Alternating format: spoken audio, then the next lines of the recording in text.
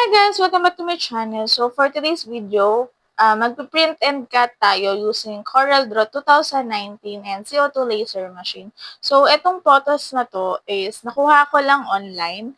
Then since circular naman yung design, nag-trace lang tayo ng mga circles na 75 mm. Then pinlace lang natin siya dun sa mga part na gusto nating i-cut. So since lima yung image, nag-multiple lang ako. Then piniplace lang natin dun sa mga photos. Then, after that, gagawa tayo ng rectangle. Yung rectangle na yan yung magiging pinaka-basis natin mamaya pag ika-cut na natin tong photos natin. So, i-group lang natin yung limang ika-cut natin.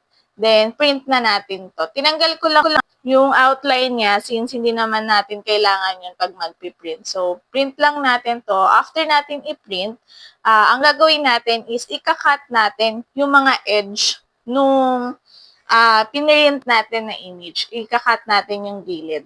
So, magtitira lang ako nung sa pinaka-inlalim na part since gagawin ko is didikitan ko yun mamaya. So, makikita nyo naman yun mamaya.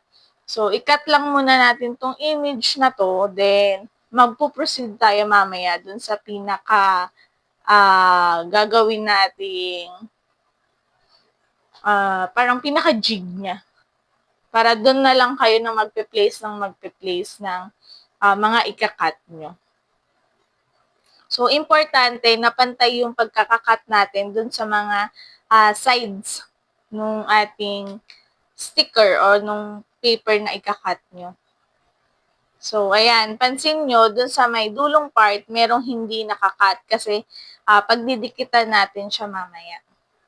So, since eto na siya, ayan yung magiging frame natin. So, tatanggalin ko lang yung outside outline niya, then ang matitira lang is yung pinaka-frame.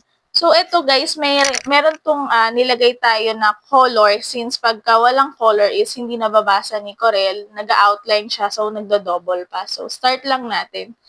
So, ayan, pag nag-cut tayo, yung cutting na yan, na kinakat ng laser ngayon is, dyan natin ilalagay yung kinat naman natin na sticker. Yun na yung magiging parang frame niya. Doon mo na lang siya ilalagay ng ilalagay kung multiple na sticker yung ika-cut nyo. So, yun guys.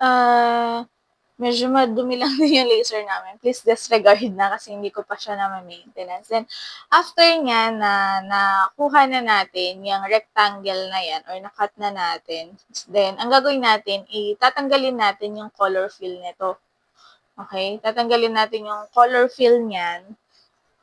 Then, ang isi-select lang natin is yung shape na ika-cut natin. So, yan. Wala na siyang color. Pero, isi-select pa rin natin siya since yun yung ayan yung ika-cut natin, yung color block na yan. So, yan lang yung i-click natin tsaka yung rectangle para makat na yung mga shapes na gagamitin natin. Okay?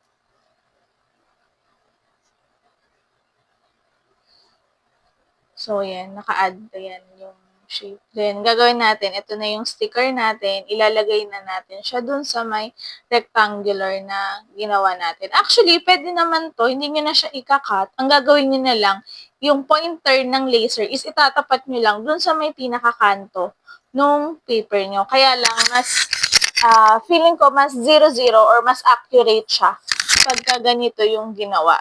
Since meron ng trace nung cutting nung laser natin. So, yan. Pag nalagay na natin yan, pwede na nating start yung cutting. So, hindi lang pantay yung pagkakalagay ko dito, guys, ha? Kasi since for trial lang naman siya. So, ito lang. I-click lang natin yung frame na rectangle, tas yung shapes na ika-cut natin. Bali nga pala, guys, ang speed ko dito ay 20, I think. Tapos, ang power ko ay nasa around 10 lang. So, nakaka-cut through na niya yan. Yan lang. Medyo umangat lang sa edge, pero sa inyo, pwede nyo siyang itry na dikitan na lang ng tape. Kaya lang yun nga, since for trial lang naman, para lang makita nyo kung paano ako gumagawa ng print and cut, ganito na siya. Yan, perfectly na cut. So, hindi nyo na kailangan ng cutting machine na iba na print and cut since pwedeng-pwede niyong gawin yan sa C-Auto laser niyo or kahit sa diode laser niyo. So, yun lang. Thank you for watching!